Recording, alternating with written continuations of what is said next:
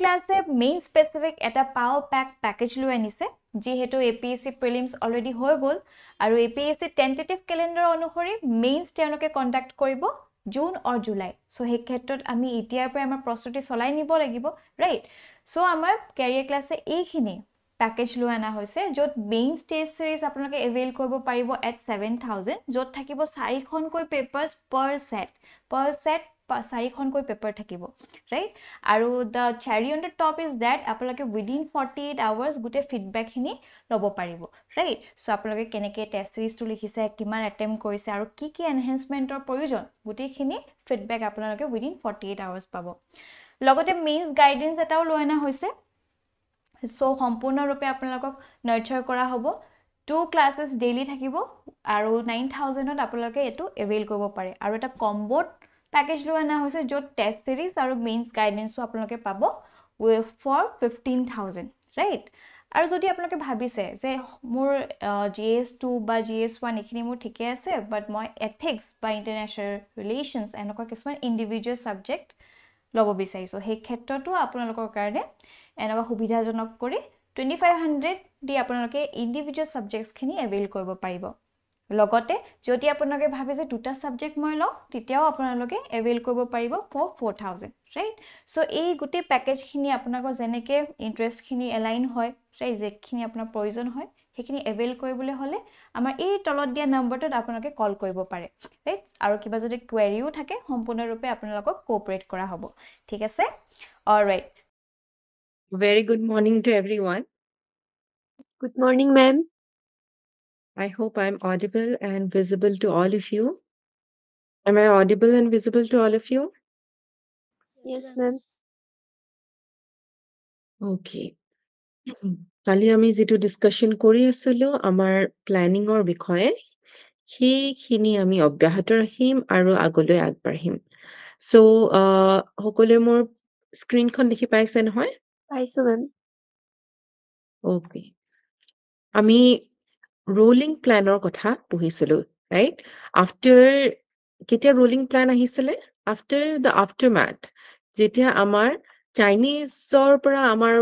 Attack হৈছিলে war হৈছিলে লগতে আমাৰ পাকিস্তানেও অ্যাটাক কৰিলে right back to back আমি দুখন ডাঙৰ war ৰ সন্মুখীন হ'বলগীয়া হয় আৰু ডাঙৰ দুখন যুদ্ধৰ সন্মুখীন হ'বলগীয়া হয় right so সেই তেতিয়া এটা আমাৰ আগত ডিফিকাল্টি আহি পৰিছিলে আৰু আমাৰ গভৰ্ণমেন্ট হলনি হৈ পৰিছিলে right 1977 ত আমাৰ গভৰ্ণমেন্ট হলনি হৈ পৰিছিলে তেতিয়া আমাৰ এই গুটেই বস্তুবিলাক মানে এটা ডাঙৰ 5-year প্ল্যানত লৈ যাব নোৱাৰিলে আৰু ৰোলিং প্ল্যান এটা কৰিবলগীয়া অৱস্থাত আহিলে তাৰ পিছত আহিলে 6th 5-year plan 6th 5-year plan 1980 ৰ পৰা 85 লৈকে আহিলে ইয়াৰ মেইন এইম আছিল poverty removal of poverty and emphasis another area of emphasis was infrastructure মানে আন্তঃগাঁথনি infrastructure কিয় important হয় আমাৰ দেশৰ কাৰণে is infrastructure an important element in our economic development কি কৰে infrastructure বুলিলে আমি কি বুজো আন্তঃগাঁথনি বুলিলে আমি কোনবিলাক বস্তু কোন কেটা সেক্টৰ ইয়াতে সোমাই পৰে roads are roads important are roads an infrastructure sector Yes, ma'am. and what else আমি যদি service education এটা infrastructure sector নে infrastructure মানে হৈছে the foundation the structure এই structureটোৱে যেনেকে আমাৰ ঘৰ এটা বনাৰ আগতে আমি এটা ফাউন্ডেশন দিও নহয় হয়নে এই ফাউন্ডেশনটো ওপৰতে আমি ফাৰ্দাৰ ডেভেলপমেন্ট বিলাক কৰিবলৈ সক্ষম হওঁ হয়নে এই ফাউন্ডেশনটো কি ইম্পৰ্টেন্ট কাৰণ কি ফাউন্ডেশনটোৱে আমাক সেই স্ট্ৰাকচাৰটো দিয়ে যিটোৰ আধাৰত আমি ডেভেলপমেন্টটো কৰিম ৰাইট সো এডুকেশন আমাৰ হেলথ কেয়াৰ infrastructure sector বুলিলে আমি বেছিকৈ education health or other যিবিলাক আমাৰ মানে আমাৰ physical structures সেই structures বিলাক আমাৰ পৰে ঠিক আছে যিখিনি আমাক further develop কৰাত help কৰে okay Agriculture Industries ইণ্ডাষ্ট্ৰিজ কিছুমান পৰিব ইণ্ডাষ্ট্ৰিজত সকলোবিলাক ইণ্ডাষ্ট্ৰিজ নপৰে যিবিলাক ইণ্ডাষ্ট্ৰিয়ে ফাৰ্ডাৰ ইণ্ডাষ্ট্ৰিজ গঢ়াত আমাক সহায় কৰে যেনেকে আইৰণ এণ্ড ষ্টীল পাৱাৰ এইখিনি বস্তুৱে আমাক ফাৰ্ডাৰ ইণ্ডাষ্ট্ৰিজ বঢ়োৱাত বাকীবিলাক ইণ্ডাষ্ট্ৰিজ বঢ়োৱাত সহায় কৰে ঠিক আছে এইটো আমাক এটা বেচিক ষ্ট্ৰাকচাৰ দিয়ে অ'কে So, এইবিলাক বস্তু যিখিনিয়ে আমাক ফাৰ্ডাৰ ডেভেলপমেন্টৰ কাৰণে সহায় কৰে সেইখিনিক আমি ইনফ্ৰাষ্ট্ৰাকচাৰ বুলি কওঁ এটা মেইন ফাউণ্ডেশ্যন হয় ঠিক আছে সো এই 6-5 প্লেনত ইনফ্ৰাষ্ট্ৰাকচাৰ গঢ়াত মনোনিৱেশ কৰা হৈছিলে which was to be strengthened for the development of both industry and agriculture ঠিক আছে সো ইনফ্ৰাষ্ট্ৰাকচাৰে এগ্ৰিকালচাৰ ডেভেলপমেন্টত সহায় কৰে ইণ্ডাষ্ট্ৰিটো সহায় কৰে okay The achieved growth rate of 5.7% was more than the targeted one. Direct attack on poverty was the main focus of the plan. Poverty at a dangor plan, Garibi Hatao. ঠিক আছে এটা tagline লোৱা হৈছিলে এইটো সময়ত আৰু গৰিবি মানে আমাৰ দৰিদ্ৰতাটো হৈছিলে main focus of 6-5 plan integrated rural development program training of rural youth for self-employment, development of women and children in rural areas, national rural employment, and rural landless employment guarantee program. Enuka important kisuman policies a particular amar 5-year plan to লোৱা হৈছিলে যাৰ দ্বাৰা আমাৰ poverty alleviation হওক আৰু অন্য infrastructure development হওক এই গোটেইখিনি ওপৰত মনোনিৱেশ কৰা হৈছিলে ঠিক আছে The year 1981 saw India take a loan from IMF. দেখিছেনে IMF ৰ পৰা আকৌ আমি লোন লবলগীয়া হ'ল ইয়াৰ আগতো আমি এবাৰ IMF ৰ পৰা লোন লৈছিলো নেকি বাৰু আমি যোৱা ক্লাছটো ডিসকাস কৰিছিলো Yes can you remember কোনটো 5-year প্ল্যানত আমি আগতেও এবাৰ IMF ৰ পৰা লোন লৈছিলো Ma'am, third. Yes so ইয়াত চাও third 5-year planot ami India resorted to borrowing from IMF 1961 পৰা 66 লকে because এখিনি সময়টো কি হৈছিলে war হৈছিলে আৰু 1982 again ami 6-5-year plan third and sixth ঠিক আছে মনত ৰাখিব আমি এই দুটা প্ল্যানত IMF ৰ পৰা ধাৰ লবলগীয়া হৈছিলে okay তাৰ পিছত আহিলে 7-5-year plan 1985 পৰা 1990 This plan stressed on rapid growth in food grain production and increase in employment opportunities. So yat amar main target loa hoisile jate ami agriculture sector to ami increase koribo paro food grains aru ami employment nibuno samossya to ami root koribo paro. Growth rate of 5.81 was achieved in this plan which was more than the targeted one. Yato ami successful hoisilo 6th to ami successful hoisilo. The plan saw the beginnings of liberalization of the Indian economy. Tar agor loke ami dekhisilu ami jete planning start korisilu ami dekhonok eta closed economy phale ami loi goisilu hane jot ami beleg yate beleg FDI hok ba MNCs belag yate oha to ami bisara nasilo kintu ami 1985 or pora e olop koi ami bostu belag privatization or phale jua মানে privatization মুখামুখি হবলে আৰম্ভ কৰিছিল Consensus was built during the plan for economic liberalization. Long fiscal law policy was started for the first time, the 3-year export-import policy was announced. Exim policy to 1985-1997 5-year planot amar announce kora hoisile jo kyo announce kora hoisile karon ki etiar porai ami mon koribo ami liberalization of phale amar economy to khuli diar karone agbahisilo it plan could not be started in 1990 due to an economic crisis uncertainties external uncertainties and political instability there was a planned holiday again for 2 years that is 1990 পৰা 91 পৰা 92 ইয়াৰ আগত আমি plan holiday কেতিয়া দেখিছিলো 66 to 69. 66 to 1966 to 69 আৰু আমি rolling plan কেতিয়া দেখিছিলো যেতিয়া 1970 yes 79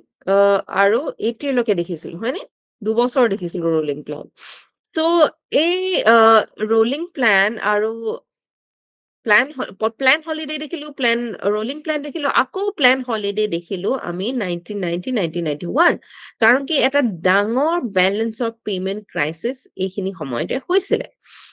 তাৰপিছত আহিলে 1992 পৰা 1997 ইট ৱাজ এ ৱাটাৰশেড প্ল্যান এইটো ৱাটাৰশেড মানে হৈছে এটা এনেকুৱা এটা সময় যিটো গোটেই আমাৰ পেৰাডাইমটো শিফট কৰি দিয়ে আমাৰ যিখিনি এতিয়ালৈকে আমি যেনেকুৱা ধৰণৰ চিন্তাধাৰা কৰি আছিলো আমি যেনেকুৱা ধৰণৰ ব্যৱস্থাপনা কৰি আছিলো এই গোটেইখিনি এই প্লেনৰ পৰা চেঞ্জ হৈ গ'ল এটা ৱাটাৰশেড মুভমেন্ট বুলি কোৱা হয় তাক ঠিক আছে ফিগাৰ অফ স্পীচ হয় এইটো ইংলিছৰ যিটো এটা ইম্পৰ্টেণ্ট ইভেন্টক দৰ্শায় চ' 1992 পৰা 1997 লৈকে আমি কি দেখিলো 8-5 প্ল্যান আৰু এইখিনি সময়ত ইকনমিক গ্ৰোথ মডেলটো আমি ৰিঅৰিয়েন্টেশ্যন কৰিলো আৰু এইখিনি সময়ত আকৌ এটা IMF-ৰ লোন আমি ল'বলগীয়া হ'ল চ' আমি 3rd-ত লোন লৈছিলো 6th-ত লোন লৈছিলো আকৌ 8th-ত লোন ল'লো ঠিক আছে তো is the balance of payment crisis balance of payment মানে কি এতিয়া আপোনালোকক বুজাই দিম মই আমি আমি সকলোৱে ইয়াৰ আগতেও এবাৰ আলোচনা কৰিছিলো যে কোনো এখন কান্ট্ৰি সেলফ সাফিচিয়েন্ট হ'ব নোৱাৰে সকলো বস্তুতে ঠিক আছে এনেকুৱাটো হ'ব নোৱাৰে যে আমি সকলো বস্তু আমি নিজৰ দেশতে প্ৰডিউস কৰিছো যদিও আমি এটা ক্লোজ ইকনমিৰ দিশত আগবাঢ়িছিলো ইনিশিয়ালি ৰাইট আমি বহুত বস্তু ইম্পোৰ্ট কৰিব লাগে মানে আমি কি ইম্পোৰ্ট কৰিব লাগে আমি ফিউয়েল ফসিল ফিউয়েল ইম্পোৰ্ট কৰিব লাগে নে yes আমি এডিবল অইলছ ইম্পোৰ্ট কৰিব লাগে নে আমাৰ দেশত এডিবল অইল সম্পূৰ্ণৰূপে আমি নিজৰ কাৰণে তৈয়াৰ কৰিবলৈ পৰা নাই আমি বহুত এডিবল অইল খোৱা অইল যেনেকে পাম অইল বেলেগ বেলেগ সয়াবিন অইল এইবিলাক আমি ইম্পোৰ্ট কৰো দেন আৰু কি সামগ্ৰী আমি ইম্পোৰ্ট কৰো খাৰুৱা তেল ইম্পোৰ্ট কৰো এইটো খাৰুৱা তেল ফিউয়েল আৰু আমি মেচিনাৰী ইম্পোৰ্ট কৰো নে আমি ফাৰ্মাচিউটিকেলছৰ এটা ফাৰ্মাচিউটিকেলছৰ ইম্পৰ্টেণ্ট ইনগ্ৰেডিয়েন্টছ বিলাক ইম্পোৰ্ট কৰো ঠিক আছে আমি আৰু কি ইম্পোৰ্ট কৰো আমি বহুত সামগ্ৰী ইম্পোৰ্ট কৰো আৰু বহুত সময়ত সাৰ্ভিসেসও ইম্পোৰ্ট কৰো লগতে আমি এক্সপোৰ্টও কৰো নে আটাইতকৈ বেছি আমি কি এক্সপোৰ্ট কৰো জানে নে আমি বেলেগত পঠিয়াও বেলেগ দেশত আমি কি ৰপ্তানি কৰো any particular yes Sato ahe, definitely ahe, because we are one of the biggest producers of tea, largest producers of tea. Export on attait ke bisi ami services export kuru. ठीक है से? Services at kia hai? IT services, ठीक है से? Software services, software development, এনেকুৱা ধৰণৰ যিবিলাক services আছে আটাইতকৈ বেছি আমি services export কৰো তাৰ পিছত tea এনেকুৱা ধৰণৰ goods অন্যান্য বিভিন্ন সামগ্ৰীও export কৰো হয়নে এতিয়া এই যে এক্সপোৰ্ট ইম্পোৰ্টটো আমি দেখিলো এই এক্সপোৰ্ট ইম্পোৰ্টটো কৰোতে আমাৰ দেখে বেলেগ এখন দেশত পইচা দিব লাগিব নে পইচা দিলেহে আমাক বস্তু দিব হয়নে নহয় আমি পইচা দিলেহে আমাক খাৰুৱা তেল দিব ফসিল ফিউয়েল দিব হয়নে নহয় সো আমি বেলেগক কি কৰিব লাগিব পইচা দিব লাগিব ৰাইট আৰু আমাৰ বস্তুটো যেতিয়া আমি বেলেগক বেচিম তেতিয়া আমাৰ ঘৰলেও আমাৰ ইণ্ডিয়ালেও পইচা আহিব নে ডেফিনেটলি আহিব হয়নে সো এই যে লেনদেনটো হল এই যে ইয়াত লেনদেনটো হল এই যে ইয়াত ট্ৰেডটো হল ইয়াৰ আমি কি উলিয়াব পাৰো এটা হিসাব উলিয়াব পাৰো ইয়াকে কি বুলি কয় বেলেন্স অফ পেমেন্ট ঠিক আছে মনত থাকিবনে ইকনমিত বেসিক বস্তুটো বহুত সিম্পল হয় কিন্তু পটককে বেলেন্স অফ পেমেন্ট বুলি ক'লে যদি আপোনালোকে আগতে শুনা নাই এটো কি বস্তু বুলি শুনিব কি বস্তু যেন লাগিব right so balance of payment ইয়াকে কয় যেতিয়া আমি এক্সপোৰ্ট বেছিকে কৰিম আৰু ইম্পোৰ্ট কমকে কৰিম আমাৰ বেলেন্স অফ পেমেন্টটো ভাল হ'ব নে বেয়া হ'ব yes ভাল হ'ব মেম yes ভাল হ'ব very simple এটো আমাৰ পজিটিভত যাব আৰু যেতিয়া আমি ইম্পোৰ্ট বেছিকে কৰিম এক্সপোৰ্ট কমকে কৰিব পাৰিছো তাৰ মানে আমাৰ চাহিদাই নাই একো বস্তু তেতিয়া আমাৰ কি হ'ব এই বেলেন্স অফ পেমেন্টটো ভাল হ'ব নে বেয়া হ'ব ডাউন হ'ব মেম yes নেগেটিভ হ'ব ওকে এইটো বস্তুৱে আপোনালোকে মনত ৰাখিব very simple concept okay so এতিয়া আপোনালোকে চাওক এতিয়া যেতিয়া 1992 পৰা 1997 লৈকে আমি এইখিনি সময়ত IMF ৰ পৰা লোন ল'বলগীয়া হৈছিলে বহুত ডাঙৰ এটা লোন ল'বলগীয়া হৈছিলে to ease the balance of payment situation when foreign currency reserves এতিয়া আমি বেলেগ এখন দেশৰ পৰা আমি যেতিয়া ক্ৰয় কৰো আমিতো অকল UAE লগতহে বা এখন দুখন কান্ট্ৰিৰ লগতহে এনেকুৱা ধৰণৰ বুজা পৰা কৰিছো যে আমি নিজৰ ডমেষ্টিক কাৰেন্সিটো আমি লেনদেন কৰিম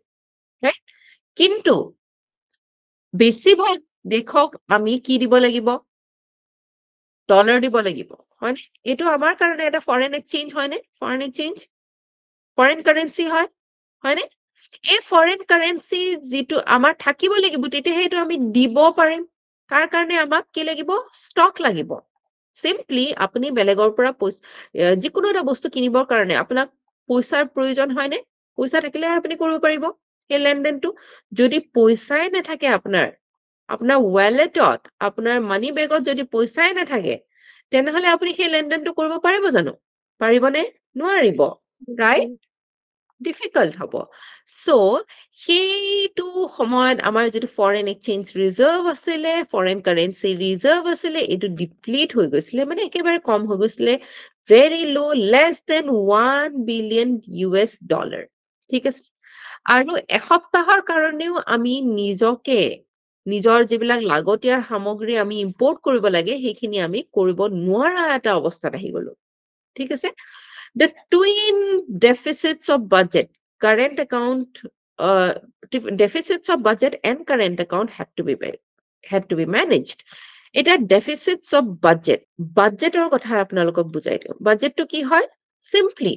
আমি ঘৰখনৰ কাৰণেও এটা বাজেট কেতিয়াবা কৰোনে এটা ডাঙৰ অনুষ্ঠান কৰিবৰ কাৰণে আমি এটা বাজেট উলিয়াওনে ৰাইট আমি চাওঁ যে আমাৰ ৱালেটত আমাৰ ওচৰত কিমান পইচা আছে ৰাইট আৰু আমাৰ খৰচ কি আছে সেই অনুসৰি ক'ত আমি খৰচ কৰিম আমি উলিয়াও ৰাইট আৰু যদি ধৰি লওক এজন মানুহে বিয়া এখন পাতিছে নিজৰ ঠিক আছে বিয়া এখন পাতিছে এতিয়া বিয়াৰ কাৰণে তেওঁ ওচৰত আছে 5 লাখ টকা ওকে তেওঁ আজিকালিতো বহুত মানে খৰচৰ বহুত বিয়া এখন পাতিলে বহুতখিনি খৰচ কৰিবলগীয়া হয় বিভিন্ন সেক্টৰ আছে ফটোগ্ৰাফি ভিডিওগ্ৰাফিক দিব লাগিব মানুহক খোৱাত দিব লাগিব ৰাইট তাৰপিছত ডেকৰেশ্যনত দিব লাগিব এনেকে বাজেট এখন বনায় তাৰ পিছত বাজেটখন বনোৱাৰ পিছত তেওঁ দেখিছে যে তেওঁৰ টোটেল খৰচ কিমান আহি আছে 9 লাখ আহি আছে এতিয়া তেওঁ এই ধৰণে বিয়াখন পাতিব বিচাৰিছে যদি 9 লাখৰ খৰচ হয় তেনেহলে তেওঁ কি কৰিব লাগিব ধাৰ ল'ব লাগিব yes লোন ল'ব লাগিব ৰাইট আৰু এই যে 9 লাখৰ আৰু 5 লাখৰ মাজত যিটো ব্যৱধান 4 লাখৰ এইটোক আমি কি বুলি কম ডেফিচিট বুলি কম ঠিক আছে বুজি পাইছে সকলোৱে সিম্পল কনসেপ্ট হয় ঠিক আছে ঠিক তেনে ধৰণে আমাৰ গভৰ্ণমেন্টৰ যেতিয়া বাজেটখন বনাই নহয় এভৰি ইয়েৰ কোনটো মাহত বনাই বাজেটখন ফেব্ৰুৱাৰী ৰাইট এই ফেব্ৰুৱাৰীত যেতিয়া বনাই আমাৰ বাজেটখন তেতিয়া সেই বাজেটখনৰ যিটো ডেফিচিট হয় এইটো কি ডেফিচিট বুলি কয় ফিস্কেল ডেফিচিট আপোনালোকে লিখি ল'ব ঠিক আছে ইয়াৰ বিষয়ে আমি ভালদৰে পাতিম যেতিয়া আমি ফিস্কেল পলিচি পঢ়িম ঠিক আছে এই ফিস্কেল পলিচিটো আমি ভালদৰে আলোচনা কৰিম কিন্তু আপোনালোকক এতিয়া মই অলপ বুজাই থলো যে ফিস্কেল ডেফিচিট কাৰণ কি কনটেক্সটটো আহিছে ইয়াত আৰু কনটেক্সটত আমি সদায় যেতিয়া কানেক্ট কৰি পঢ়ো আমাৰ বস্তুবিলাক মনত থাকে সো ফিস্কেল ডেফিচিট কি হয় সিম্পলি বাজেটাৰী ডেফিচিট ঠিক আছে যিটো মানে আমাৰ কম পৰিছে সো আমাৰ দেশৰ বাজেটটো কম পৰি গ'ল আৰু লগতে current account deficit foreign exchange বিলাক আমাক ফৰেন এক্সচেঞ্জ ৰিজাৰ্ভ কিয় লাগে বা ফৰেন কাৰেন্সি কিয় লাগে ঠিক আছে আপোনাৰ ওচৰত যদি পইচা আছে ঠিক আছে এই পইচা আপুনি কেনেকৈ নিয়োগ কৰিব পাৰে বিনিয়োগ কেনেকৈ কৰিব পাৰে আপুনি খৰচ কৰাৰ কাৰণেইতো এই পইচাটো প্ৰয়োজন হয় হয়নে ইনভেষ্টমেন্টৰ কাৰণে প্ৰয়োজন হয় আপোনাৰ খৰচ কনজিউম কৰিবৰ কাৰণে প্ৰয়োজন হয় ৰাইট যিবিলাক আপুনি এই খৰচটো দৈনন্দিন কিছুমান নিডছ ৰেগুলাৰ নিডছৰ কাৰণে খৰচ কৰে হয়নে ৰেগুলাৰ নিডছ বিলাক কেনেকুৱা ধৰণৰ হয় দৈনন্দিন প্ৰয়োজন বিলাকত কি বস্তু আহে আপোনাৰ খোৱা বস্তু আহিব পাৰে হয়নে ক্লোদিং আহিব পাৰে তাৰপিছত আপুনি ইটো সিটো জেগাত গৈছে যাতায়াতত কমিউনিকেশ্যনত আপুনি খৰচ কৰিছে সৰু সুৰা কিছুমান সাৰ্ভিসেস আপুনি লৈছে হয়নে এইবিলাক আপোনাৰ ৰেগুলাৰ নিডছ ঠিক তেনেধৰণে আমাৰ দেশ এখনৰো এখন কান্ট্ৰিৰো কিছুমান ৰেগুলাৰ নিডছ আছে যিটোৰ খৰচৰ কাৰণে আমাক কি প্ৰয়োজন হয় ফৰেন কাৰেন্সি প্ৰয়োজন হয় হয়নে এই যে আমি ৰেগুলাৰ নিডছ বিলাকক কি বুলি কোৱা হয় কাৰেন্ট নিডছ ঠিক আছে আৰু আমাৰ দেশখনে বহু সময়ত কি হয় ইনভেষ্টমেন্টটো কৰে ঠিক আছে ডাঙৰ ইনভেষ্টমেন্টটো কৰে যিটোৱে নেকি পিছলৈ আমাক কিছু সহায় কৰাই হয় সো সেইখিনি আমি যেনেকে আপুনি ধৰি লওক আপোনাৰ ওচৰত পইচা আছে আপুনি দীৰ্ঘম্যাদী ভাৱে আপুনি কিবা এটা চিন্তা কৰিছে আৰু ইনভেষ্ট কৰিছে যেনেকে আপুনি ঘৰ বা ল্যান্ড এটুকুৰা কিনিছে এইটো আপোনাৰ কি ইনভেষ্টমেন্ট হ'ব এইটো আপোনাৰ ৰেগুলাৰ ইনভেষ্টমেন্ট জানো এইটো আপোনাৰ ৰেগুলাৰ ইনভেষ্টমেন্ট নে নহয় মেম এইটো আপোনাৰ কি হয় এটা ক্যাপিটেল ইনভেষ্টমেন্ট বুলি আপুনি ক'ব পাৰে ঠিক আছে সো আমাৰ ফৰেন এক্সচেঞ্জৰ ক্ষেত্ৰতো আমি ক্যাপিটেল একাউন্টস ৰাখো আৰু কাৰেন্ট একাউন্ট ৰাখো বুজি পাইছেনে এতিয়া ক্যাপিটেল আৰু current with respect to foreign exchange বুজি পাইছেনে yes ma'am Yes, very simple. So, আমি দুটা ডেফিসিট হেতু সময়ত হৈছিলে এটা ফিস্কেল ডেফিসিট আমাৰ বাজেটৰী ডেফিসিট অন্যটো হৈছে আমি বাহিৰা দেশৰ পৰা কিমান আমদানি কৰিব পাৰো তাৰ কাৰণে কাৰেন্ট একাউন্ট ডেফিসিট যে আমাৰ যিখিনি দৈনন্দিন বা আমাৰ ৰেগুলাৰ সামগ্ৰী যিখিনি আমি মানে ক্ৰস কৰিবলগীয়া হয় এইখিনি আমি মেনেজ কৰিব পৰা নাছিলো সো আমাৰ কাৰণে এই স্ট্ৰাকচাৰেল ৰিফৰ্মছৰ প্ৰয়োজন হৈছিলে স্ট্ৰাকচাৰেল মানে হৈছে আমাৰ বেসিক যেটো স্ট্ৰাকচাৰ সেই বেসিক স্ট্ৰাকচাৰটো সেইটো সময়ৰলৈকে কেনেকুৱা ধৰণৰ আছিলে আমি মিক্সড ইকনমি আছিলো মোৰ ইনৱাৰ্ড লুকিং আছিলো মানে ভিতৰৰ ফালে আমি চাইছিলো বাহিৰলৈ আমি কিমান বেছি যাতে আমি ডিপেন্ডেন্ট হৈ নাযাওঁ বেছি বাহিৰৰ এফডিআই ওপৰত এমএনসি ওপৰত যাতে আমি ডিপেন্ডেন্ট হৈ নাযাওঁ তেনেকুৱা এটা ইকনমি আমি তেনেকুৱা এটা স্ট্ৰাকচাৰ নিজৰ কাৰণে বনাইছিলো হয়নে নিজৰ ফ্ৰেমৱৰ্কটো তেনেকুৱা ধৰণৰ আছিলে সো 1992 যিহেতু এটা ডাঙৰ ক্ৰাইসিস আমাৰ দেশত আহিলে ফাইনান্সিয়াল ডাঙৰ ক্ৰাইসিস আমি নিজকে এই কাৰেন্ট একাউন্ট ডেফিসিটটো ইমান বেছি আছিলে যে এসপ্তাহৰ কাৰণেও আমি মানে নিজৰ যিখিনি আমদানি আছিলে সেইখিনি কৰিব পৰাকৈ আমাৰ ওচৰত পইচা জুগুত নাছিলে এতিয়া যেতিয়া আমি আইএমএফ টো এটা কি হয় ইন্টাৰনেশনাল সংস্থা মানে এটা অনুষ্ঠান হয় ঠিক আছে ওয়াৰ্ল্ড ওয়াৰ টুৰ পিছত এই আইএমএফ আৰু ওয়ার্ল্ড ব্যাংক এই দুটা সংস্থান উঠি আহিছিলে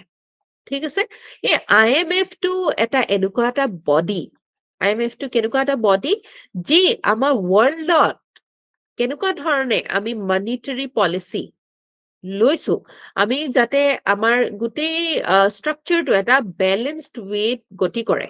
ঠিক আছে আমাৰ যাতে ওয়াৰ্ল্ডৰ গোটেই বিশ্বৰ যেটো ইকনমিক স্ট্ৰাকচাৰ আছে সেই ইকনমিক স্ট্ৰাকচাৰটো যাতে ধৰি ৰাখিব পাৰে কোনোবা যাতে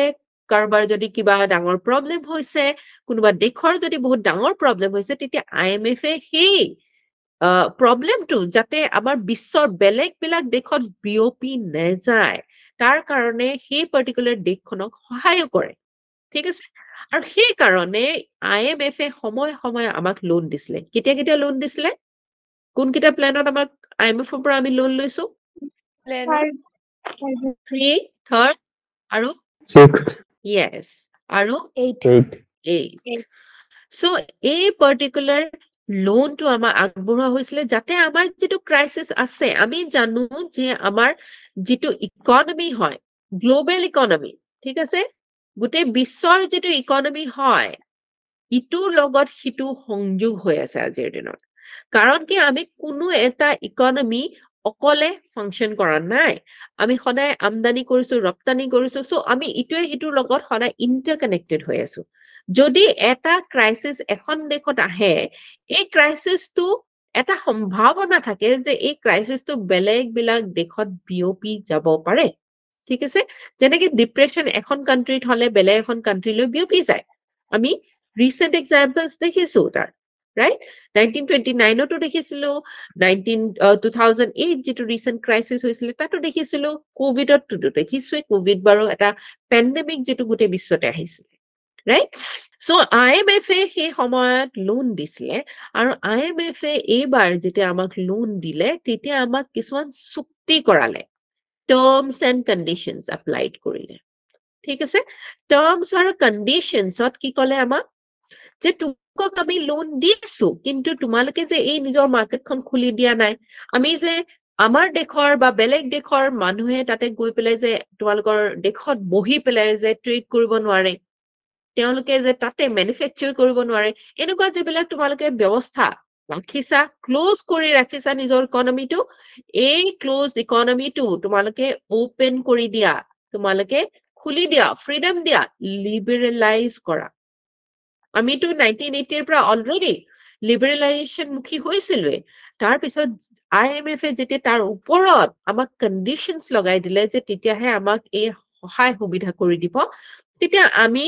লিবাৰেলাইজেশন প্ৰাইভেটাইজেশন আৰু গ্লোবালাইজেশন যেটো LPG ৰিফৰ্মস বুলি কয় এই 1992 ৰ পৰা আমি LPG ৰিফৰ্মসৰ মুখী হৈ পৰিলো বুজি পাইছেনে আপোনালোকে এইখিনি yes কাৰোবাৰ কিবা অসুবিধা বুজি পাওঁতে পাইছো Am I ma'am audible? Okay. আপোনালোকে বুজি পাইছে বুলি মই ধৰি লৈছো because these are very simple things যদিও বুজি পোৱা নাই তেনেহলে মোক জনাব okay জনালেহে মই গম পাম যে আপোনালোকে বুজি পাইছে নে নাই পোৱা right so এই IMF ৰ লোন টু আমি বেলেন্স অফ পেমেন্টৰ যেটো ক্ৰাইসিস আহিছিলে এই ক্ৰাইসিসটো সলভ কৰাৰ ক্ষেত্ৰত আমাক কিছুমান ধৰাবন্ধা নিয়ম কৰি দিলে কিছুমান টাৰ্মস এন্ড কন্ডিশনস দি দিলে যেটো কাৰণত আমাৰ ইকনমিটো চেঞ্জ কৰিবলগীয়া আমাৰ হল আমি নিজেও ডিসাইড কৰিলো সেইখিনি সময়ত যে এই কামটো কৰিলে আমাৰ উপযোগী হ'ব ঠিক আছে সো মেজৰ প্ল্যান অবজেক্টিভ 8 প্ল্যানৰ আছিলে যে আমি পপুলেশন গ্ৰোথ যিমান হাৰত আমাৰ জনসংখ্যা বৃদ্ধি পাইছিলে ইয়াক কন্ট্ৰোল কৰিম poverty reduction কৰিম employment generation কৰিম infrastructure ভাল কৰিম institution বনাম আৰু পঞ্চায়তী ৰাজ ইনষ্টিটিউশনস এইখিনি সময়ত আহিছিলে দেখিছেনে 73rd amendment কেতিয়া আহিছিলে কেতিয়া কাৰ্যকৰী হৈছিলে 1993 1992 right যে আমি ডিসেন্ট্ৰালাইজেশন আমাৰ যেটো ব্যৱস্থা আমাৰ যেটো মানে ডেমোক্ৰেটিক স্ট্ৰাকচাৰ হয় এই ডেমোক্ৰেটিক স্ট্ৰাকচাৰটো আমি অকল সেন্ট্ৰাল আৰু স্টেট লেভেলতেই নহয় আমি একেবাৰে গ্ৰামাঞ্চলতো লৈ যাবলে আমি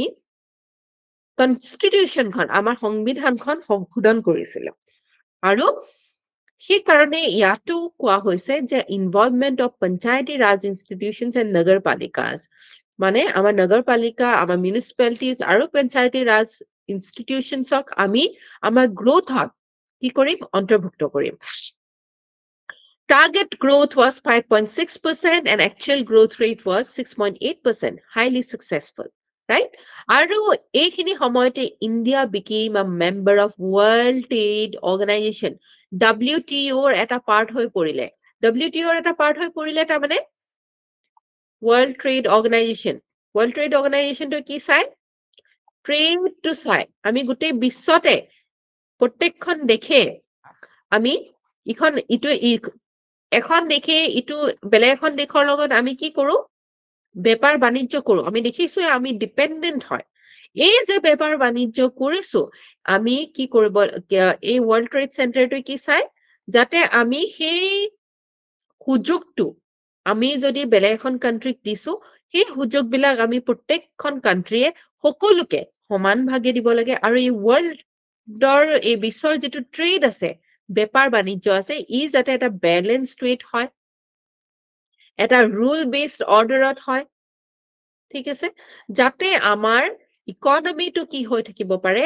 শৃংখলাবদ্ধ হৈ থাকিব পাৰে ঠিক আছে so World Trade Organization to কেতিয়া আহিছিলে 1995ত ইয়াক গঠন কৰা হৈছিলে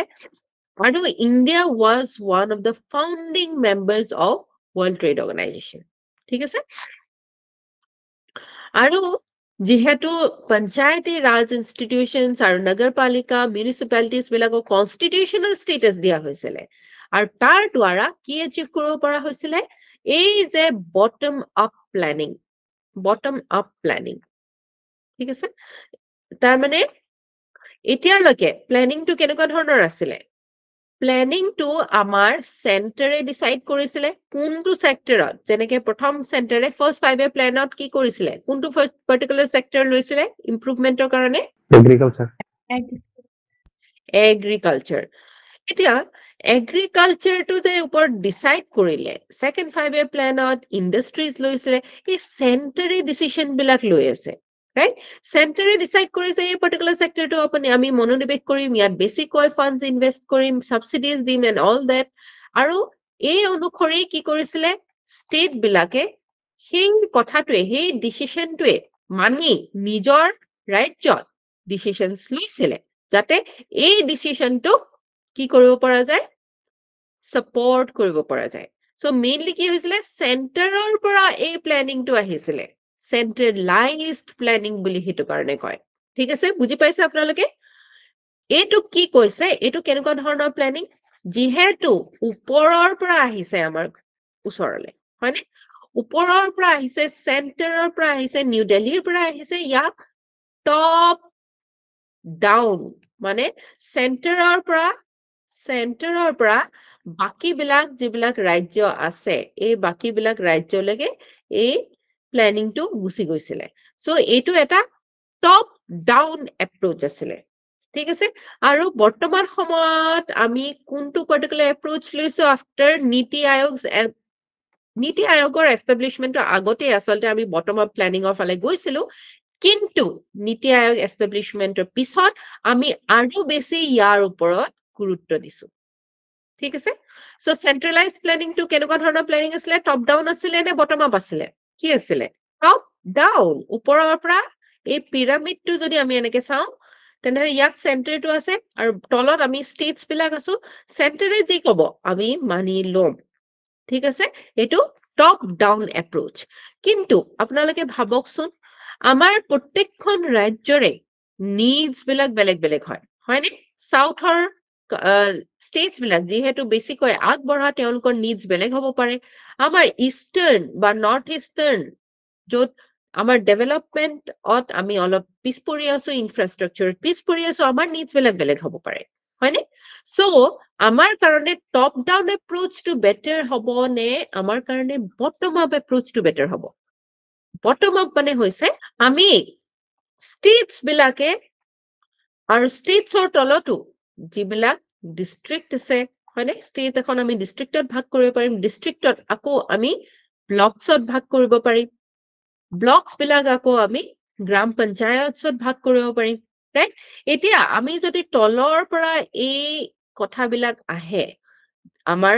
উপদেশ বিলাক আহে যে আমি কোনটো জেগাত আমি ইমপ্ৰুভমেন্ট কৰিব লাগে এটোক আমি কি বুলি কম বটম আপ এপ্ৰোচ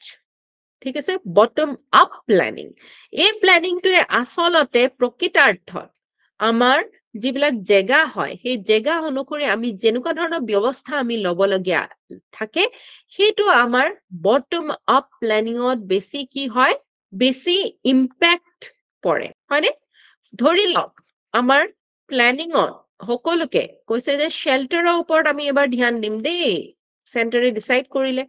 আৰু শেল্টাৰ সকলোকে ঘৰ বনাবৰ কাৰণে পইচা দিলে আৰু এটা পাৰ্টিকুলাৰ আৰ্হিৰ ঘৰ তেওঁলোকে নিৰ্মাণ কৰিবলৈ দিলে ঠিক আছে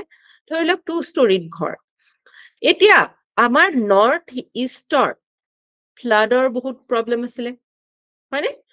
ইয়াৰ ক্ষেত্ৰত আমাৰ ষ্টিল হাউচেছ বা আমাৰ চাংঘৰৰ প্ৰয়োজন জেগায় জেগায় আছিলে ঠিক আছে যদি চেণ্টাৰে এই কথা এই জৰুৰতটো এই প্ৰয়োজনটো বুজি নাপায় তেওঁলোকে এটা দিশত প্লেনিংটো সকলোৰে কাৰণে ওৱান সাইজ ফিটস অল এটা বস্তুৱে সকলোৰে কাৰণে প্ৰযোজ্য হোৱাকৈ তেওঁলোকে কিবা এটা নিৰ্দেশ দি দিব যিটো নেকি আমাৰ লগত প্ৰত্যেকটো জেগাতে একে ধৰণে খাপ নেখাবও পাৰে ৰাইট সো সেই ধৰণৰ কিছুমান আমি প্ৰব্লেম পাইছিলো ইন চেন্ট্ৰেলাইজড প্লেনিং এই ডেমক্ৰেটিক ডিচেন্ট্ৰেলাইজেশ্যন আমাৰ কেতিয়া হ'ল 1992 পিছত হ'ল যেতিয়া আমি যেতিয়া আমি ডেমক্ৰেটিকেলি ষ্ট্ৰং কৰিবলৈ আমাৰ যিবিলাক পঞ্চায়তী ৰাজ ইনষ্টিটিউশ্যনছ আছিলে মিউনিচিপালিটিজ বডিজ আছিলে তেওঁলোকক আমি সাংবিধানিকভাৱে কি কৰিলো সবল কৰি পেলালো আৰু তেতিয়া বটম আপ প্লেনিং আৰু বেটাৰ চাৰ্ভিচ ডেলিভাৰী আমাৰ কি হ'ল সম্ভৱপৰ হৈ উঠিলে ৰাইট বুজি পাইছেনে আপোনালোকে বটম আপ প্লেনিং আমি চেন্ট্ৰেলাইজ প্লেনিংটো টপ ডাউন এপ্ৰোচ বুলি বা টপ ডাউন প্লেনিং বুলি কিয় কৈছো আৰু কেনেকৈ আমাক বটম আপ প্লেনিঙে বেছি সহায় কৰে বেছি ৰিলেটেবল হয় বেছি কি হয় ইফেক্টিভ হয় হয়নে সো বটম আপ প্লেনিং আমি সদায় কনসিডাৰ কৰিব লাগে আৰু তাতে আমি পাৰ্টিচিপেটিভ সোশিও ইকনমিক গ্ৰোথ দেখিবলৈ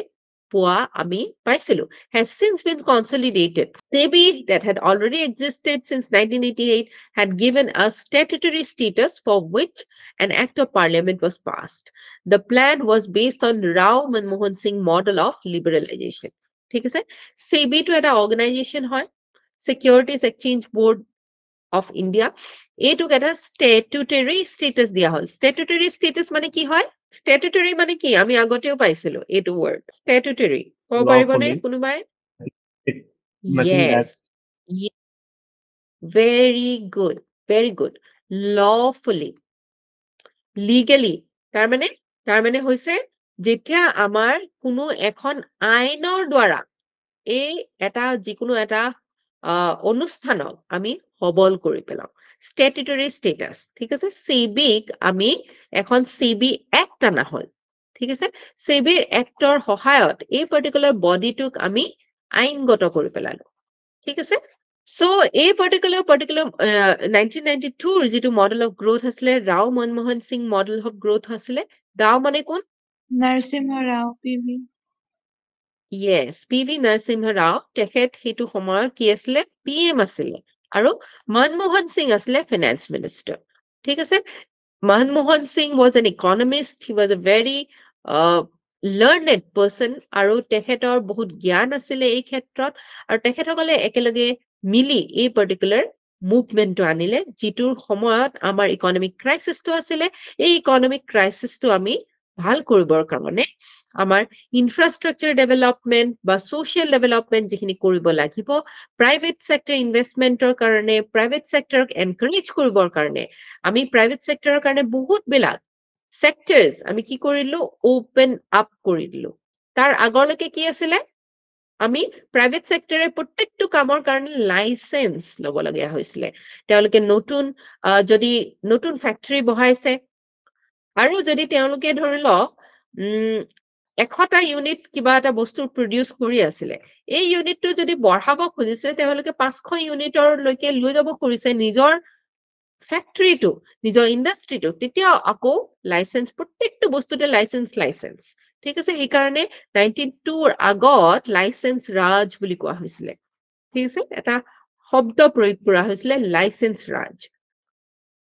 সো সেই লাইসেন্স ৰাজৰ পৰা আমাৰ বিভিন্ন সেক্টৰস বিলাক প্ৰাইভেট সেক্টৰৰ কাৰণে ওপেন কৰি দিয়া হল ঠিক আছে ওপেন কৰি দিয়াৰ লগে লগে প্ৰাইভেট সেক্টৰে সেইখিনি কম্পিট কৰিব পাৰিলে কম্পিটিশন বাঢ়িলে হয়নে গভৰ্ণমেণ্টে য'ত মনোপলাইজ কৰি ৰাখিছিলে সেই গোটেই কম্পিটিশনটো ৰুট কৰিলে not only private sectors but also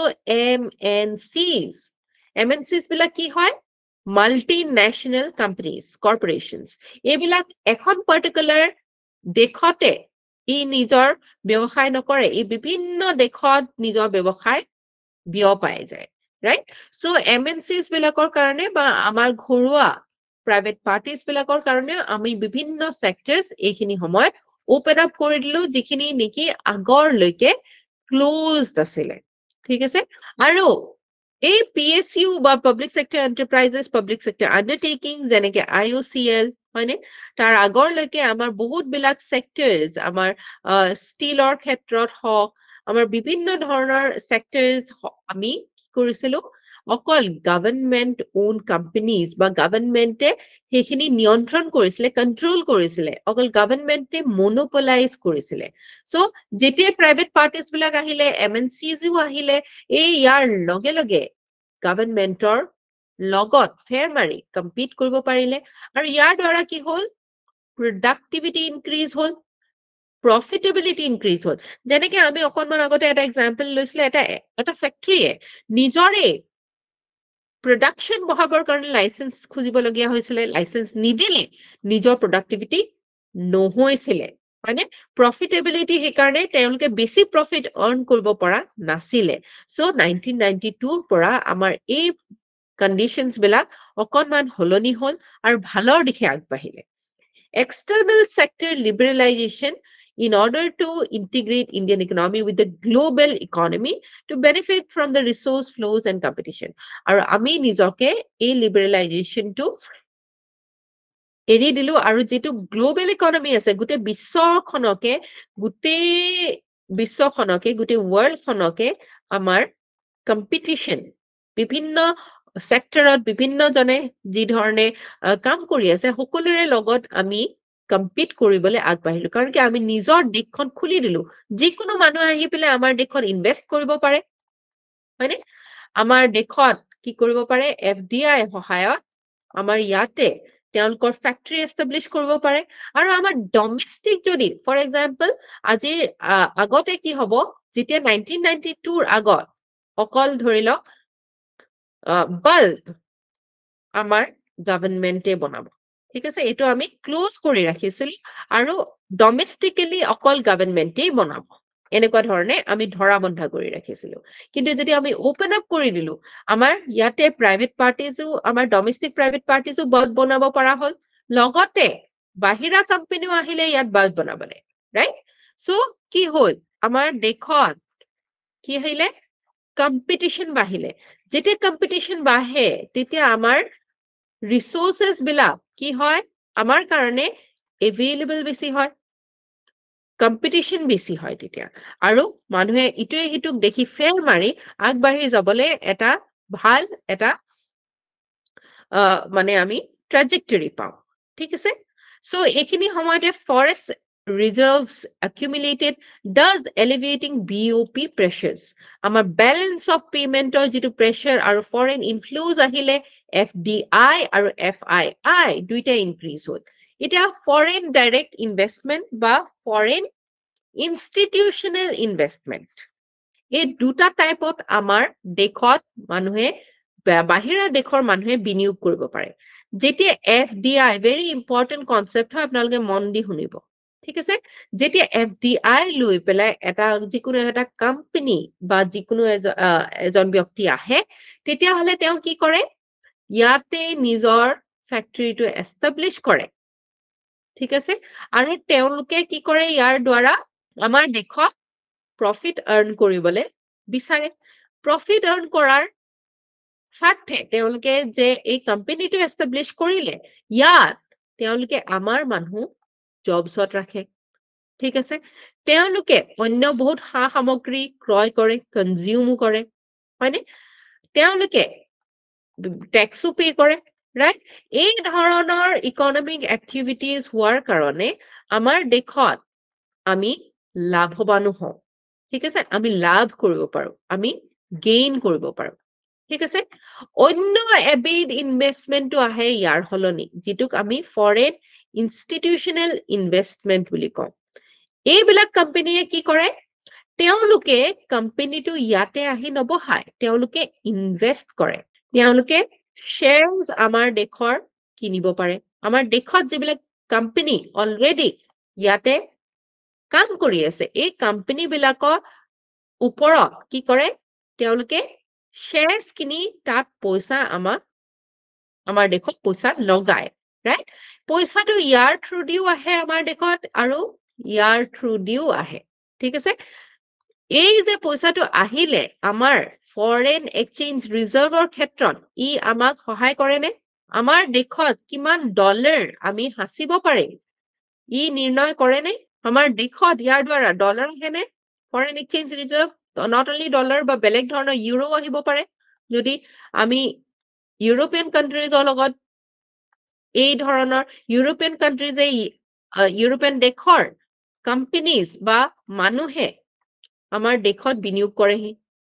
আহিব নে নাহিব কেনেধৰণে আহিব যদি FDI আহে তেওঁলোকে এই ইনষ্টিটিউচনটো এষ্টাব্লিছ কৰিবৰ কাৰণে লেণ্ড কিনিব বা ৰেণ্টত ল'ব হয়নে তেওঁলোকে জবছ আমাক দিওঁতে চেলাৰিজ দিব তেওঁলোকেতো এই পইচাটো ঘৰৰ পৰাই লৈ আহিব প্ৰথম অৱস্থাত হয়নে সো আমি কি কৰো ফৰেন এক্সচেঞ্জ ৰিজাৰ্ভ ইয়াৰ দ্বাৰা আমি আৰ্ন কৰো আৰু যেটো আমাৰ ক্ৰাইসিস হৈ আছিল ঠিক আছিলে বেলেন্স অফ পেমেন্ট ক্ৰাইসিস যেটো আমি 1990s 1990 পৰা 1992 লৈকে দেখিবলৈ পাইছিলো সেই ক্ৰাইসিসটো আমাক সলভ কৰাত আমাক হেল্প কৰিলে ফৰেন ফ্লোজ বঢ়ালে FDI বঢ়ালে FII বঢ়ালে আৰু আমাৰ ইণ্ডিয়ান ইকনমিটো মোৰ কম্পিটিটিভ হৈ গ'ল আৰু এইখিনি সময়তে আমাৰ এক্সপোৰ্টসও পিক আপ ললে ঠিক আছে এইখিনি সময়তে মই যে আপোনালোকক ইয়াৰ আগতে কৈ আছিলো যে আমাৰ আগৰ ক্লাছত যে আমাৰ ইণ্ডিয়াৰ ইকনমিৰ যেটো গ্ৰোথৰ ট্ৰেজেক্টৰী হয় এটো এটা বহুত ইউনিক হয় ঠিক আছে নৰমালি এখন কান্ট্ৰি এখন দেশ কেনেকুৱা ধৰণে আগবাঢ়ে সেই দেশখনে প্ৰথমে এগ্ৰিকালচাৰত ধৰে তাৰ পিছত যেতিয়া খাবলে প্লেন্টি হয় সাৰপ্লাস হয় ঠিক আছে তেতিয়া মানুহে কি কৰে ম্যানুফ্যাকচাৰিংত আগবাঢ়ে বিভিন্ন সামগ্ৰী বনায় তাৰ পিছত যেতিয়া ম্যানুফ্যাকচাৰিং গ্ৰোথ হয় এই ম্যানুফ্যাকচাৰিংত নিজৰ সাৰ্ভিসেস দিয়াৰ কাৰণে আমাৰ সাৰ্ভিসেস গ্ৰোথ হয় ঠিক আছে এনেকুৱা ধৰণৰ এটা ট্ৰেজেক্টৰী এটা দিশত আগবাঢ়ে কিন্তু ইণ্ডিয়াৰ গ্ৰোথটো অকনমান ইউনিক এটো কাৰণে আছিল আমাৰ এই ম্যানুফ্যাকচাৰিং সেক্টৰটো আমি এক্সপ্লোৰ নকৰাকে আমি এগ্ৰিকালচাৰাল বেসড প্ৰাইমাৰী বেসড ইকনমিৰ পৰা ডাইৰেক্ট টাৰশাৰী বেসড ইকনমিলৈ আগবাঢ়িলো যেতিয়া আমি দেশখন FDI কাৰণে FII কাৰণে আমাৰ খুলি দিলো আফটাৰ 1992 আমি যেতিয়া গ্লোবালাইজেশনৰ দিশে আগবাঢ়িলো আমি সকলোৰে কাৰণে আমাৰ দেশখন খুলি দিলো তেতিয়া এই যে বিভিন্ন কোম্পানীজ বিলাক আমাৰ দেশত আহিলে তেওঁলোকৰ জেগাত তেওঁলোকৰ কাৰণে আমি সাৰ্ভিসেস বিলাক আগবঢ়ালো আমাৰ দেশত যিসকল ব্যক্তি আছিলে স্কিলড আমি টু আ গ্ৰেট এক্সটেন্ট আমি স্কিল লেবাৰ আমি এডুকেশনৰ সহায়ত আমি যিসকল লোকক কি কৰিছিলো সবল কৰিছিলো হিউম্যান ৰিসোৰ্স ডেভেলপ কৰিছিলো তেওঁলোকে সাৰ্ভিসেছত বেছি আগবাঢ়িবলৈ সুবিধা পালে ঠিক আছে আৰু আমি সাৰ্ভিসেস এক্সপোৰ্ট কৰাটো আমি আগবাঢ়িলো সো আমাৰ এক্সপোৰ্টস বিলাক পিক আপ হল নট সাৰ্ভিসেছত আটাইতকৈ বেছি পিক আপ হল বাকি বিলাকতো আমি পিক আপ কৰিলো ঠিক আছে আৰু এই ইকনমিক ৰিফৰ্মস আহাৰ লগে লগে আমি ইন্ডিকেটিভ প্ল্যানিং ফালে আগবাঢ়িবলৈ আমি স্টাৰ্ট কৰিলো আমি প্ল্যানিংৰ একদম স্টাৰ্টতে দেখিছিলো নে যে প্ল্যানিং বস্তুটো কি কোন পাৰ্টিকুলাৰ ইকনমিৰ লগত কোনটো পাৰ্টিকুলাৰ আইডিয়লজিৰ লগত জড়িত হৈ আছে কোনটো ধাৰণাৰ লগত জড়িত হৈ আছিল লিবাৰেলিজমৰ লগত নে সোশ্যালিজমৰ লগত Socialism লগত Yes, socialismৰ লগত এতিয়া আপোনালোকে লক্ষ্য কৰিব দেই যে IMF বোলা যেটো সংস্থা হয় যেটো অনুষ্ঠান হয় এই IMF আৰু ওয়াৰ্ল্ড ব্যাংক এইকেইটা হৈছে লিবাৰেলিজমৰ ভক্ত USA এটা লিবাৰেল কান্ট্ৰি নে socialist country liberal country right so এওঁলোকে লিবাৰেলিজমত মানে বিশ্বাস কৰে এইটো চাবদে ইটোৱে হিটো এন্টাগনিস্টিক প্ৰিন্সিপলস হয় ইটোৱে হিটোৰ এই আইডিয়লজি যেটো war আছে নহয় গোটেই বিশ্বতে এইটো এখনখন ডাঙৰ war ঠিক আছে আজিৰ দিনতো এই warটো কমতি ডাঙৰ নহয় so এই যে আমাৰ মানে আইডিয়লজি এই আইডিয়লজিটো আমি চেঞ্জ কৰিম এতিয়া প্ল্যানিং কাৰ লগত জড়িত আমি অলৰেডি কথা পাতিছো সোশ্যালিজমৰ লগত জড়িত ৰাইট সো আমি যদি লিবাৰেল হবলে হয় প্ল্যানিংৰ ব্যৱস্থাটো আমাক এৰিব লাগিব নে Yes. লিবাৰেলিজমৰ ফালে আমি যদি গতি কৰো, ৰাইট? চেন্ট্ৰেলাইজ প্লেনিং, গভৰ্ণমেণ্টে কণ্ট্ৰল কৰাৰ ব্যৱস্থা, এইবিলাক আমি এৰিব লাগিব। সো এই কণ্ট্ৰলৰ ব্যৱস্থাটো যিহেতু আমি লিবাৰেলাইজেশ্যন, LPG ৰিফৰ্মছ, লিবাৰেলাইজেশ্যন, গ্লোবেলাইজেশ্যন, প্ৰাইভেটাইজেশ্যনৰ দিশত আগবাঢ়োতে এৰিছিলো, ঠিক তেনেধৰণে আমি চেন্ট্ৰেলাইজ প্লেনিংটো অলপকে আমি 8-5 প্লেনৰ পৰা অকণমান এৰিবলৈ চেষ্টা কৰিছিলো। আমি ইণ্ডিকেটিভ প্লেনিং তাৰ পৰা ষ্টাৰ্ট কৰিছিলো। ঠিক আছে? ইণ্ডিকেটিভ মানে আমি ইণ্ডিকেটহে কৰিম, আমি ধৰা বন্ধা নকৰো। ঠিক আছে? আমি কিছুমান সফট প্লেনিং লম। ঠিক আছে? আমি ইয়াৰ বিষয়ে এতিয়া জানিম। It was adopted in the 8-5 plan. It characterized by an economy in which private sector is given substantial role. এটা প্লেনিঙত কি হয়? প্লেনিঙত কি হয়? চেণ্টাৰে ডিচাইড কৰে, চেণ্টাৰে কণ্ট্ৰল কৰে। ডিচাইড মানে হৈছে কণ্ট্ৰল। সেইকাৰণে ডিচিশ্যন মেকিংটো আমাৰ জীৱনত বহুত ইম্পৰ্টেণ্ট। আপুনি জীৱনত যেতিয়া নিজকেও কণ্ট্ৰল কৰিব পাৰিব, আপোনাৰ নিজৰ ডিচিশ্যনছ বিলাক নিজে ল'ব, ইউ আৰ ইন কণ্ট্ৰল। এই ডিচিশ্যনছ বিলাক, এই কণ্ট্ৰল বিলাক যদি আপুনি লোকক দিবলৈ দি দিয়ে, বেলেগে XYZ, be it your parents, be it your friends, আপুনি যদি সোনকালে মেনিপুলেট হৈ যায়, মেনিপুলেট মানে যিকোনো মানুহে আপোনাৰ মনত যিকোনো বস্তু কথা সোমাই দিব আৰু সেই অনুসৰি আপুনি বিহেভ কৰিবলৈ লয়, চিন্তা কৰিবলৈ লয়। ঠিক আছে? তেতিয়া আপোনাৰ কণ্ট্ৰলটো কোনে ৰাখে? আপোনাৰ ৰিমোট বেলেগৰ হাতত আপুনি দি দিয়ে, ৰাইট? এতিয়া প্লেনিঙত কি হৈছিলে? প্লেনিঙত চেণ্টাৰে ডিচাইড কৰিছিলে যে কোনটো পাৰ্টিকুলাৰ চেক্টৰ আমি ডেভেলপ কৰিম। ফৰ এক্সাম্পল, ইনফ্ৰাষ্ট্ৰাকচাৰটো কেতিয়া ডিচাইড কৰিছিলে? ইনফ্ৰাষ্ট্ৰাকচাৰটো আমি ডেভেলপ কৰিম বুলি কোনটো প্লেনিঙত ডিচাইড কৰিছিলে? 6 নেকি? কোনটো আছিলে? নে 8? এই মেইন যিবিলাক টাৰ্গেটছ লোৱা হৈছিলে সেইখিনি আপোনালোকে চাব। ঠিক আছে? মই ইয়াতে এখন মই চাৰ্ট দি দিছো। ঠিক আছে? এই চাৰ্টখন আপোনালোকে বহুত ভালদৰে আজি বিশ্লেষণ কৰিব, বহুত ভালদৰে পঢ়িব। ঠিক আছে? এইখনে মেইন চাৰ্ট হয়। এইখন যদি আপোনালোকে ভালদৰে মানে হৃদয়ংগম কৰিব পাৰে, আপোনালোকৰ প্লেনিঙত অসুবিধা নাই। ঠিক আছে? সো যেতিয়া আমাৰ প্লেনিং আমি কৰো, তেনেহলে তেতিয়া আমি কি কৰো? চেণ্টাৰৰ ফালৰ পৰা আমি কণ্ট্ৰল কৰো। কোনটো পাৰ্টিকুলাৰ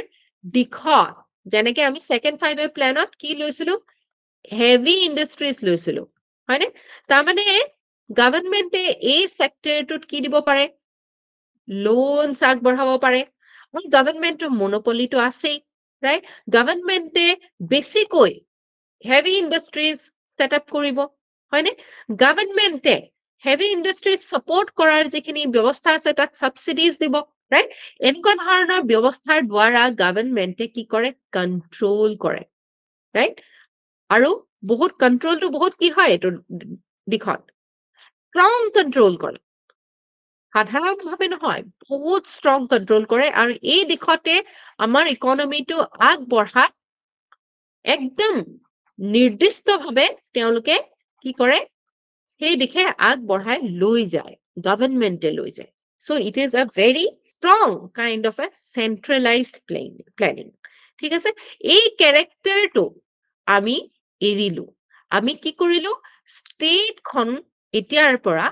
ফেচিলিটেটেড হ'ব। আমি কোন দিশে মানে গতি কৰিব, আমি অকল ফেচিলিটেটহে কৰিম, আমি ধৰি নেৰাখো। ঠিক আছে?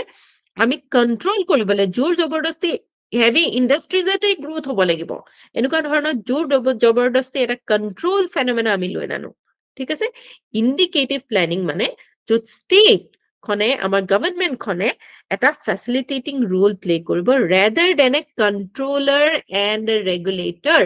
বুজি পাইছেনে? বুজি পাইছেনে? ইমান লিউকৱাৰ্ম ৰেছপন্স হলে কেনেকুৱা ধৰণৰ হ'ব বাৰু? মই আপোনালোকক অলৰেডি কৈছো, you must think yourself as ACS officers, as IAS officers, আৰু you must behave like one. ঠিক আছে? আৰু যদি আপোনালোকে IAS বা ACS হিচাপে নিজকে behave কৰে, then you will participate, because you will be bound to participate in any meetings, any online conferences. যদি আপুনি participate নকৰে, একদম ভয়ংকৰ অৱস্থা হৈ যায়। I have been in the service and I have seen it, how it functions. ঠিক আছে? আপুনি নিজকে, আপোনাৰ নিজৰ যিটো বিলিফ চিষ্টেম হয়, সেই বিলিফ চিষ্টেমটোত নিজকে বিলিফ দিব লাগিব যে আপুনি এজন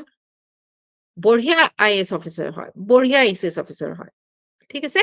And such a smart ACS officer always participates, ঠিক আছে? So আপোনালোকে বুজি পাই আছে নে? ইণ্ডিকেটিভ প্লেনিংটো আৰু এবাৰ অকমান ইণ্ডিকেটিভ প্লেনিংটো মানে হৈছে যে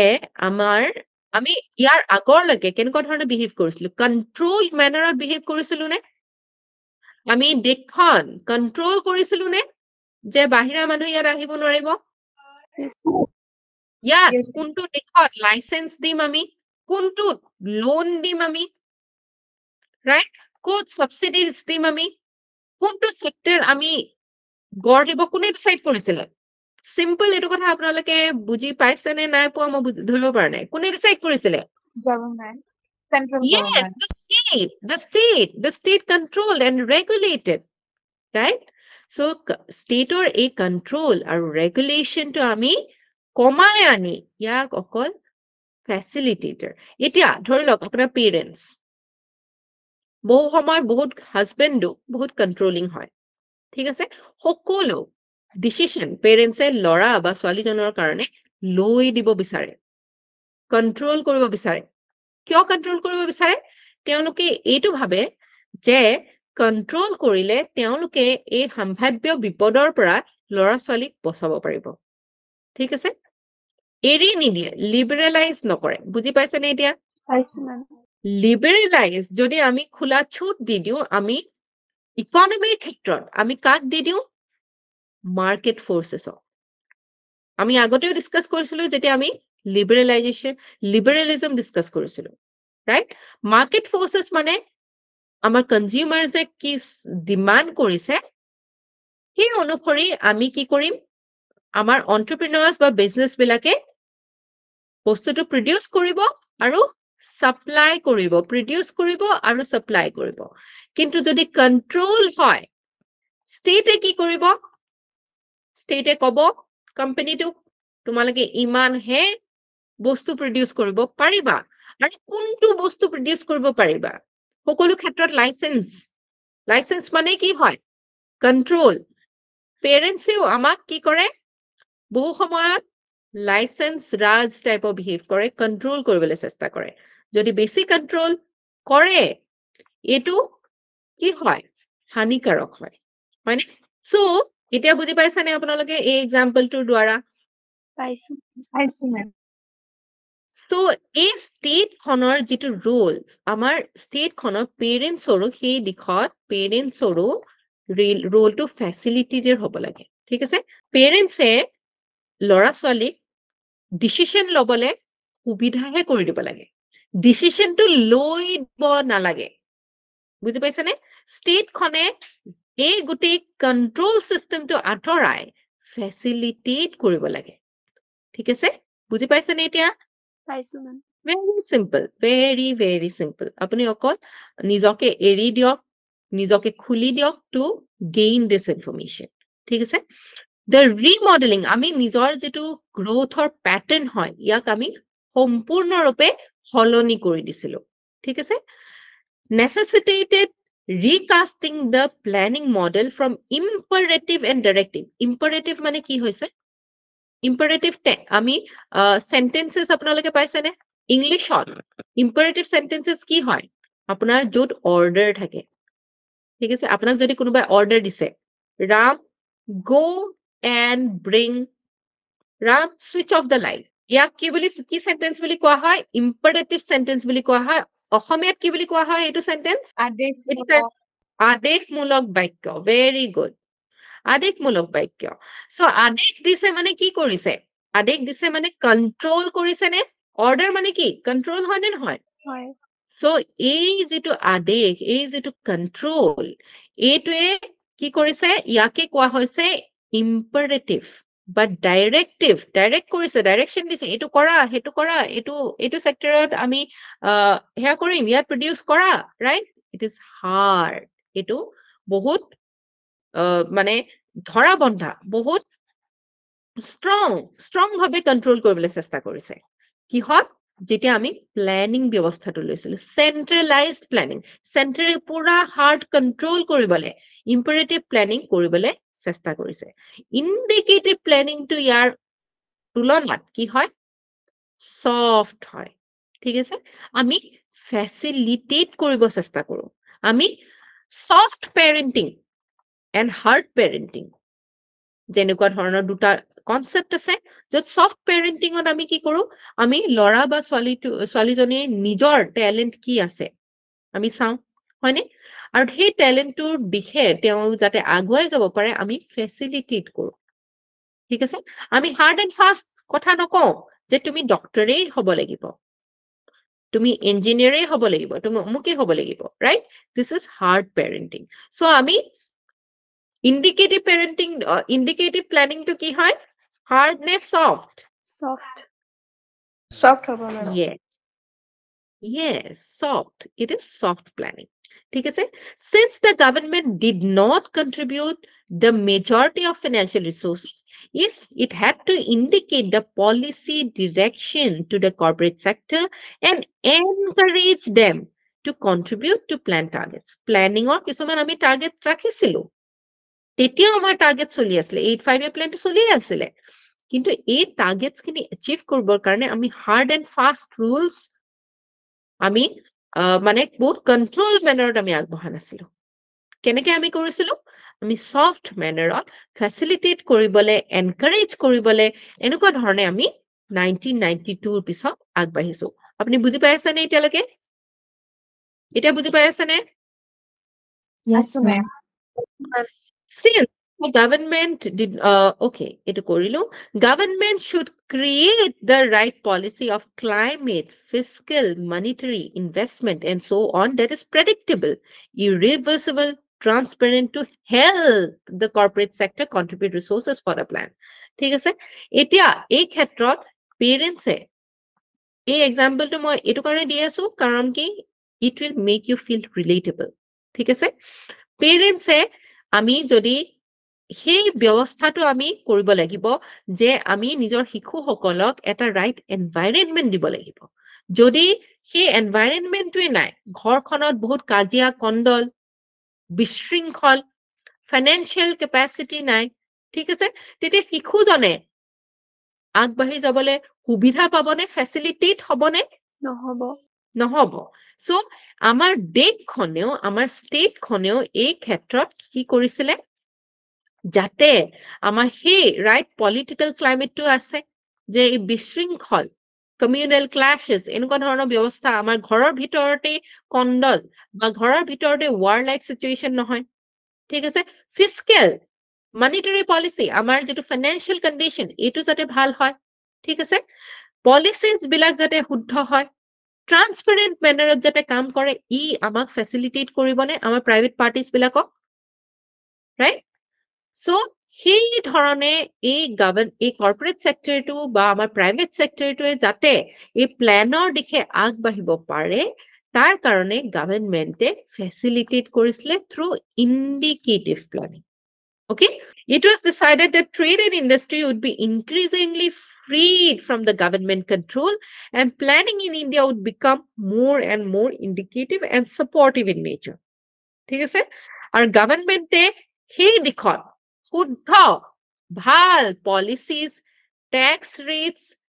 ট্ৰেড ইনভেষ্টমেন্ট এই যিবিলাক পলিচিজ আছে গভৰ্ণমেণ্টে ল'বলে এইখিনি যাতে প্ৰাইভেট সেক্টৰৰ সুবিধাৰ অৰ্থে লয় ঠিক আছে including the foreign sector to contribute to the result আমি যেটো ৰিজাল্ট এক্সপেক্ট কৰিছো তাৰ কাৰণে আমি ধৰা বন্ধা একো নিয়ম প্ৰণালী যাতে আমি আনি নিদিম ঠিক আছে ধৰা বন্ধা ভাবে আমি যাতে জবৰদস্তি কৰি পেলাই সেই দিশত আগবাঢ়িবলৈ চেষ্টা নকৰো আমি মোৰ ইণ্ডিকেটিভ ৱেত আমি লৈ যাব পাৰো ঠিক আছে সো 8-5 প্ল্যান যেটো এটা বহুত ইম্পৰ্টেন্ট প্ল্যান হয় আমাৰ দেশৰ সেই তাৰলৈকে আজি আমি কমপ্লিট কৰিলো আপোনালোকে কি কৰিব এই পাৰ্টিকুলাৰ চাৰ্টখন চাব ঠিক আছে এই পাৰ্টিকুলাৰ চাৰ্টখন চাই আমাৰ কোনটো সনত আছিলে কোনকিটা পাৰ্টিকুলাৰ অবজেক্টিভছ আমি লৈছিলো আৰু এচিভমেন্ট কি কৰিছিল আপোনালোকে এই চাৰ্টখন 8-5 প্ল্যানৰ লৈকে আপোনালোকে আজি পঢ়িব ঠিক আছে that is your homework today পাৰিবনে পঢ়িবলৈ সকলোৱে পাৰিম মেম yes দেখিছেনে it's a very detailed kind of a chart এতিয়া আপোনালোকৰ এনচাৰ্ছ মই চাই দিওঁ কোনে কোনে পঠিয়াইছিলে মোক এনচাৰ মেম কালি মাত- এটা পঠাইছিল কোনে সংগীতা সংগীতা ওকে ক'ত গ'ল আপোনাৰ নামটো achievements and failures till first to fifth 5A plan প্ৰাক স্বাধীনোত্তৰ কালৰ পৰাই বিভিন্ন অৰ্থনীতিবিদসকলে ভাৰতৰ পৰিকল্পিত অৰ্থনীতি গঢ়ি তোলাৰ প্ৰচেষ্টা কৰিছিল তাৰ স্বৰূপে 1951 চনৰ পৰা ভাৰতৰ পৰিকল্পনা আয়োগ 5 বছৰীয়া পৰিকল্পনাৰ কাৰ্যসূচী হাতত লয় প্ৰথম পঞ্চবাৰ্ষিক পৰিকল্পনা এই পৰিকল্পনাৰ কাল 1951-56 কৃষিখণ্ড সৰ্বাধিক উন্নয়নৰ বাবে প্ৰচেষ্টা গ্ৰহণ কৰা হৈছিল এইখিনি গ্ৰহণ কৰা হৈছিল খিনি আপুনি নিলিখিলেও কোনো প্ৰব্লেম নাই কৃষিখণ্ড সৰ্বাধিক উন্নয়নৰ বাবে প্ৰচেষ্টা এনেকে ধৰণে এই পাৰ্টিকুলাৰ তিনটা ৱৰ্ডছ আপুনি কি কৰিব পাৰিব সেভ কৰিব পাৰিব ঠিক আছে আমি প্ৰত্যেকটো সেন্টেন্সতে যদি এনেকে তিনটা ৱৰ্ড কমাই আনিব পাৰো বুজি পাইছেনে কিমান টাইম আপোনাৰ বাছি যাব আৰু একেটাই ভাৱ প্ৰকাশ কৰিব একেই মাৰ্কস পাব আপুনি ওকে ওকে মেম দেশৰ অৰ্থনৈতিক ভেটি নিৰ্মাণ এইটো প্ৰচেষ্টা কৰা হৈছিল গ্ৰহণ কৰা হৈছিল এইবিলাক আমি ৱৰ্ডছ কমাই আনিব পাৰো ওকে সফলতা 3.6 কৃষিখণ্ডত বিকাশ নিৰ্ধাৰিত লক্ষ্যতকৈ অধিক বিকাশ সীমাবদ্ধতা কেৱল কৃষিখণ্ডৰ উন্নয়ন অৰ্থনীতিত দ্ৰুত বিকাশ হোৱা নাছিল দ্বিতীয় পঞ্চবাৰ্ষিক পৰিকল্পনা এনেকে আপুনি দি দিব পাৰে কাল সেমিকলন ঠিক আছে তেতিয়া আপুনি ইয়াতো দুটা ৱৰ্ড কমাই আনিব পাৰিব ঠিক আছে ওকে মেম নেহৰু মহালেনোবিছ মডেল হিচাপে নামাকৰণ সফলতা চৰকাৰৰ বৃহৎ উদ্যোগ প্ৰতিষ্ঠা নিৰ্ধাৰিত লক্ষ্য প্ৰাপ্তি উদ্যোগিক নীতি 1956 প্ৰণয়ন ভেৰি গুড বিফলতা ক্ষুদ্ৰ উদ্যোগৰ প্ৰতি ব্যৱস্থা নোলোৱা কেৱল ঔদ্যোগিক বিকাশতে সীমাবদ্ধ তৃতীয় পঞ্চবাৰ্ষিক পৰিকল্পনা 1961 পৰা 66 কৃষিখণ্ড আৰু ঔদ্যোগিক খণ্ড ভাৰসাম্য ৰক্ষা নিৰ্ধাৰিত লক্ষ্য কিছু পৰিমাণে সফল হৈছিল বিফলতা ভাৰতীয় মুদ্ৰাৰ মূল্য হ্ৰাস 60 এটো কি দশকৰ সংকটসমূহৰ ফলত পৰিকল্পনাত যথেষ্ট ব্যাঘাত জন্মে নিৰ্ধাৰিত লক্ষ্যত উপনীত নোহোৱা বাৰ্ষিক পৰিকল্পনা 1969 লৈকে তিনিটা বাৰ্ষিক পৰিকল্পনা লোৱা হৈছিলে এই সময়ছোৱাত পঞ্চবাৰ্ষিক পৰিকল্পনাৰ স্থিৰতাৰ কাল বোলা হয় চতুৰ্থ বাৰ্ষিকী পৰিকল্পনা 1974 লৈকে হৈছিলে শিক্ষাৰ ক্ষেত্ৰত বিকাশ নিযুক্তিৰ বিকাশ বেংক ৰাষ্ট্ৰীয়কৰণ প্ৰিভি পাৰ্চৰ বিলুপ্তি বিফলতা সামগ্ৰীৰ মূল্য বৃদ্ধি সেউজ বিপ্লৱৰ এটো কি কুপ্ৰভাৱসমূহৰ প্ৰতিফলন পঞ্চবাৰ্ষিক পৰিকল্পনাৰ কাল সফলতা সামাজিক ন্যায় প্ৰতিষ্ঠা অৰ্থনৈতিক বিকাশ বিফলতা বহুদিনীয়া কংগ্ৰেছ চৰকাৰৰ সলনিৰ ফলত হোৱা নানান অসুবিধা দেশৰ ঘৰুৱা কণ্ডলৰ বাবে পৰিকল্পনা কাৰ্যকৰীকৰণৰ সমস্যা আমাৰ দেশে বৰ্তমানলৈকে 12টা পঞ্চবাৰ্ষিক পৰিকল্পনা সম্পন্ন কৰিছে সঠিক পৰিকল্পনাৰ কাৰ্যকৰীকৰণে দেশৰ অৰ্থনৈতিক উন্নতি দ্ৰুততৰ কৰি তোলে গুড ভেৰি গুড আপোনাৰ you are in the right track এই সময়খিনি আমি অকমান কমাই আনিব লাগিব আদাৰৱাইজ গুড অকনমান ৱৰ্ডছ কমাব লাগিব okay okay ma'am next Poppy are you there yes ma'am আছো প্ৰধানমন্ত্ৰী মুদ্ৰা যোজনা আৰু ৰাষ্ট্ৰীয় পেঞ্চন প্ৰণালীৰ আৰম্ভণিৰে পৰা যি লাভ হৈছে লিখা আৰু এই আঁচনিসমূহৰ সীমাবদ্ধতাৰ ওপৰত আলোকপাত কৰা প্ৰধানমন্ত্ৰী মুদ্ৰা যোজনাৰ দ্বাৰা আৰু মজলীয়া উদ্যোগ সকললৈ প্ৰতিষ্ঠানগত ঋণ প্ৰদান কৰা হয় আনহাতে ৰাষ্ট্ৰীয় পেঞ্চন প্ৰণালীৰ দ্বাৰা যিকোনো খণ্ডৰ কৰ্মচাৰীয়ে সঞ্চয় বিনিয়োগ কৰি অৱসৰৰ পাছত পেঞ্চনৰ সুবিধা আদায় কৰে very good to the point introduction প্ৰধানমন্ত্ৰী মুদ্ৰা যোজনা 2015 ক্ষুদ্ৰ উদ্যোগিক বিত্তীয় এটো কি লিখিলে প্ৰদানে প্ৰধান লক্ষ্য লাভ বেংকিংৰ সুবিধা আৰ্থিক সুৰক্ষা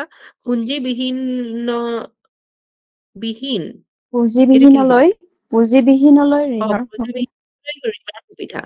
নতুন প্ৰজন্মৰ কৰ্মমুখী পৰিৱেশ সুচল মহিলা উদ্যোগিক অগ্ৰাধিকাৰ শিশু কিশোৰ যুৱ স্তৰলৈ ঋণ সুবিধা তিনিটা টাইপ অফ ঋণ হয় এইকেইটা ঠিক আছে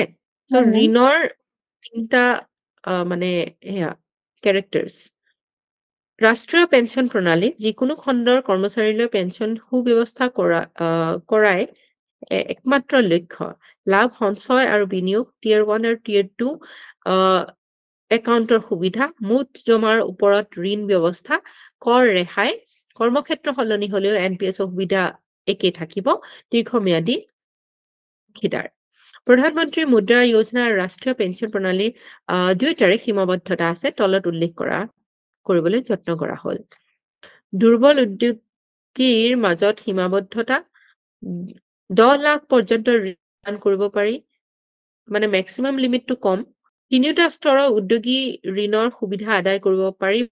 ব্যক্তিগত কাৰণত ঋণ ল'ব নোৱাৰি 18 to 65 বছৰৰ সুবিধা আদায় কৰিব পাৰিব NPS কৰ্মচাৰীৰ মাজত সীমাবদ্ধতা মুঠ জমাৰ 25% ঋণ ল'ব পাৰিব